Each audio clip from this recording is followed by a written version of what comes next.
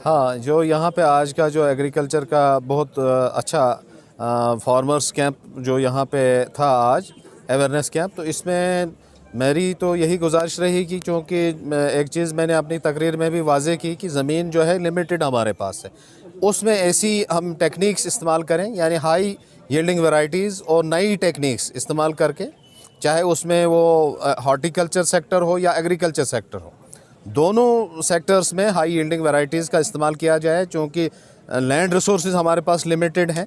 और उसमें अगर हम हाइब्रिड सीड्स का इस्तेमाल करेंगे, एक तो वो क्वालिटी उनकी अच्छी होगी और प्रोडक्शन में भी यील्ड भी अच्छी होगी।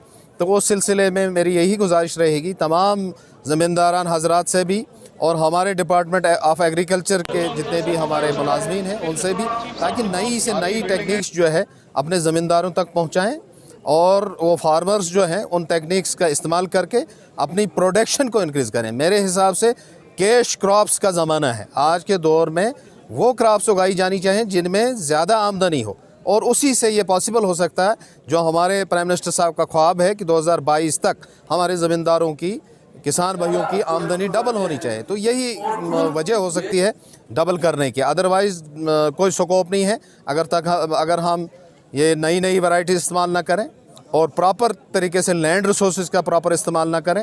अभी एक भाई ने फरमाया था कि कन्वर्शन ऑफ लैंड, हमारे बीडीसी के चेयरमैन थे, उसमें ऑलरेडी स्ट्रिक्ट डायरेक्शंस है गवर्नमेंट की तरफ से।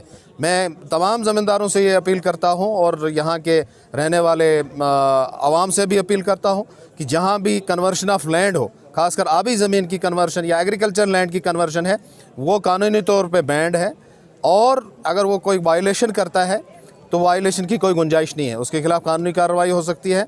अलबत्ता अगर किसी ज़मींदार के पास कहीं ज़मीन नहीं है, टोटली ज़मीन नहीं है, उसके लिए गुंजाइश है, लेकिन उसको प्रॉपर अप्रूवल लेना है, प्रॉपर परमिशन लेनी है, फिर उसके तमाम लवाजमात पूरे किए जाएंगे, उसके बाद उसको परमिशन मिलेगी, तब वो रेज़ कर सकता है।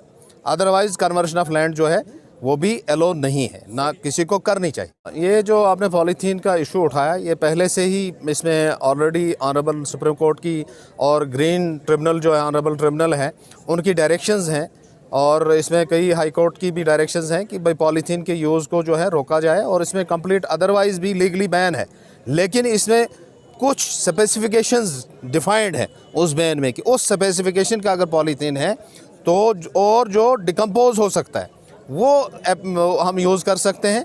इस पे हम एक्शन लेंगे, जहाँ भी गलत तरीके से इस पॉलीथीन का इस्तेमाल किया जा रहा होगा उसके लिए हम तमाम मुतल्लिका महकमों को हिदायत देंगे और इमीडिएटली हम सीज़ कर लेंगे। जहाँ भी गैर कानूनी तौर से कोई पॉलीथीन इस्तेमाल हो रहा है उस पर आज से ही एक्शन शुरू होगा इंशाल्लाह। ट्रैक्टर का जो प्रोटेस्ट है वो ट्रैक्टर वाले को ट्रैक्टर ख़रीदने से पहले देखना चाहिए कि मुझे क्या सोर्सेज हैं, मुझे कौन से मटेरियल के लिए ट्रैक्टर ख़रीदना है।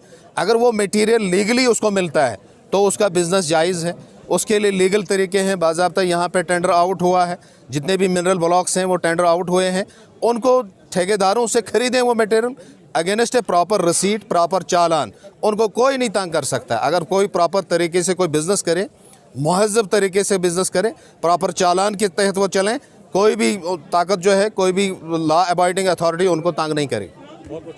शुक्रिया। यह सब आज यहाँ पे जो किसान मेला था इस पे स्ट्रेस ये दिया गया कि पॉलीथीन जो है उनको किसी तरह से बैन किया जाए। म्यूनसिपल काउंसिल कुपवाड़ा किस तरह के इकदाम उठाएगी इसको इंश्योर करने के लिए? देखिए, ये जो पॉइंट आज हमारे बीडीसी पहलगाम ने उठाया तो इस पर मुझे डीसी साहब से हमारी इस पर अभी डिस्कशन भी हुआ, जिन्होंने डीसी साहब ने मुझे क्लियर कर दिया कि आप इस पर हर दिन जो है एक टीम तैयार करो जो कि हर दिन इस पर ख्याल रखे कि जहाँ जहाँ भी है उनको सीज़ करो, प्लस जितने भी शॉप्स हैं उनका भी सीजन बना दो। तो इंशाल्लाह अब हम आज से ट्रैक्टरों का सुल्तान महिंद्रा ट्रैक्टर, बेजोड़ ताकत का बादशाह, कम खपत में ज्यादा माइलेज, हर ड्यूटी को करे आराम से पूरा।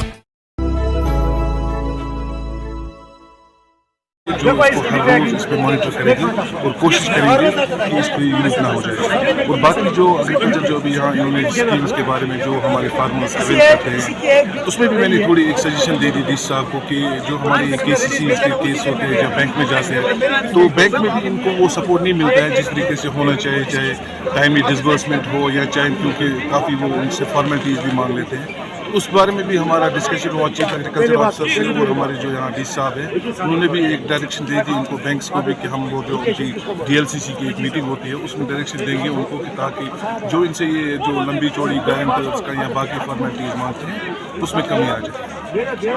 हम आपसे ये जानना चाहेंगे आज जो यहाँ पे किसान मेला था, क्या आपको वाकई में लग रहा है कि ज़मींदारों के लिए फ़ायदेमंद हो सकता है? और दूसरा है कि आपको क्या लग रहा है गवर्नमेंट को कौन से स्टेप्स उठाने चाहिए ताकि ज़मींदारों को और ज़्यादा सहूलत बहाम हो?